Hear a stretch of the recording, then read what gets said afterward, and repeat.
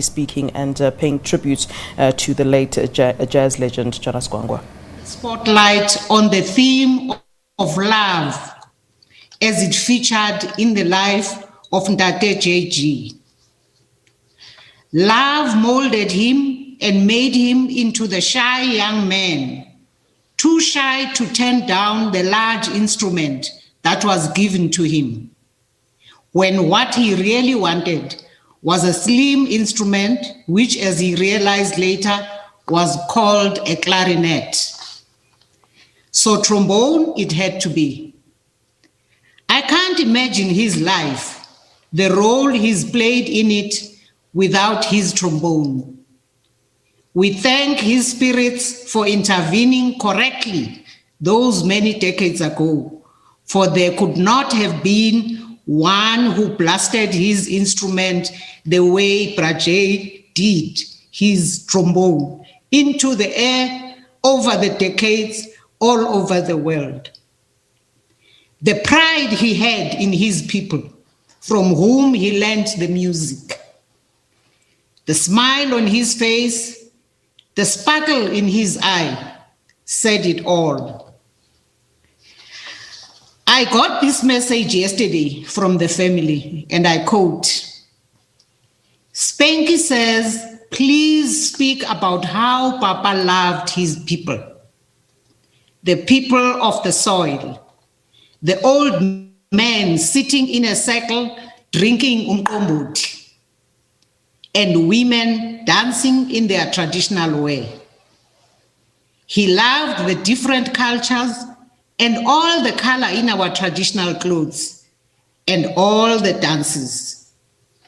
His face would change when he spoke about Bapedi, Mavenda, Amampondo, and how they dance and move with pride. Sipansula dance and its uniqueness, he was proud of it because there is nothing like it in the world. He loved this country and its people very much. Close quotes. His music was an expression of that love. If you ask what kind of person he was, I'll answer, Waye nobuntu. All moments of him I've experienced are infused into that statement. He felt and reflected deeply on different matters of life. He was not one to excessively comment on all the time on things he doesn't know about. When he did talk or crack a joke, it was obvious he was a keen observer of human conduct, had an ethos and views which were long deeply embedded in his psyche long ago during his upbringing, long before he got that instrument, the trombone. Kitulezi says, I quote, open quotes, when I say to him, I also want a love like yours, he jokingly say, God broke the mold. She continues reflectively, Papa believed in fixing things when they broke. Broken kettles and irons and things stayed because he'd want to fix them. When a shirt got old, he'd mend it. Shoes got a bit scratched, he'd buy some dye and renew them. He'd spend his time mending and fixing. I'd say, Papa, where do you get time to fix things? He said, Kitu, you make time to fix things.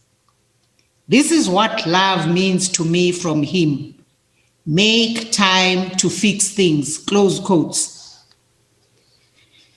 He left us all that very loud and clear message to apply under various situations in our personal lives. Make time to fix things. Between you and your partner, you and the other person in the family, in the community, at work, everywhere.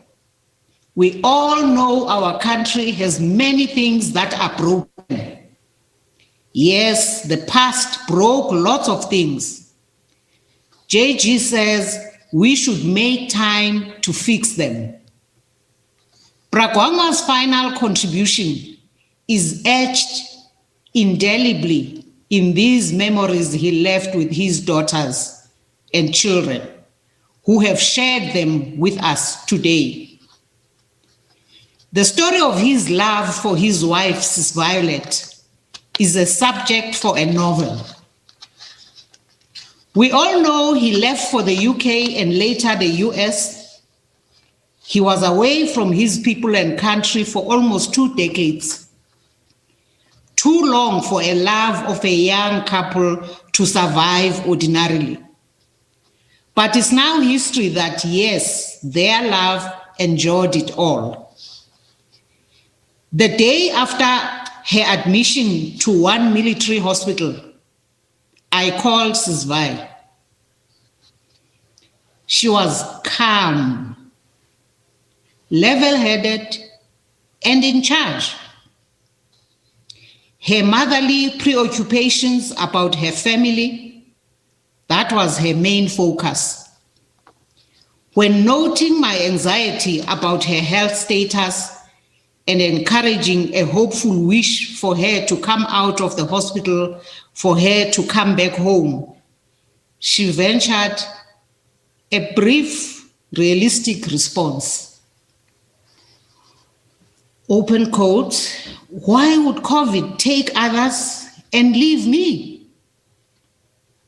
Close quotes. Very sober question. Not a trace of panic or idealism.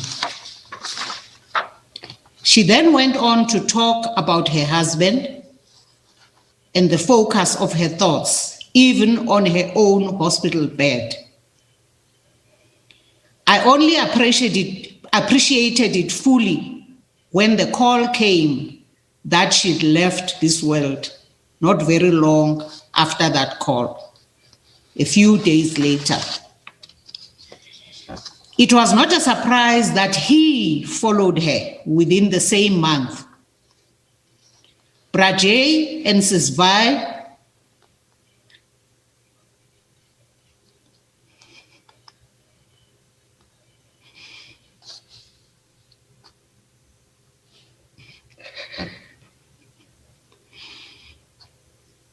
they had a beautiful love story as a couple, ups and downs included. Their children remain in the home in which the parents left them, a united testament of the African manifestation of family, solidarity, and love. This was Ntate Jonas Gwangwa, an embodiment of the love of his heritage. Hamba kahle Mkhonto. Thank you.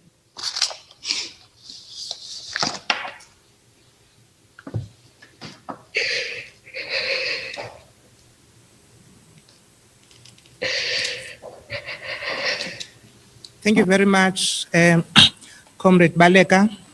Thank you very much, Makhatebe, for that fitting and uplifting tribute. We know that it's still painful. We have come to the end of this short memorial service on the life of Comrade Jonas Gwangwa. A warm thank you to all the speakers and tributes, those who produced the videos, and to the Amandla performances. Thank you to the Gwangwa family for sharing your father and indeed your parents with the nation. his legacy. All right, so that brings us then to the end of the broadcast part of the virtual memorial service in honor of the jazz legend Ntate Jonas Gwangwa. We heard there at the end there from very emotional and aptly so Baleka Mbete there speaking on her late friend. All right, let's take a short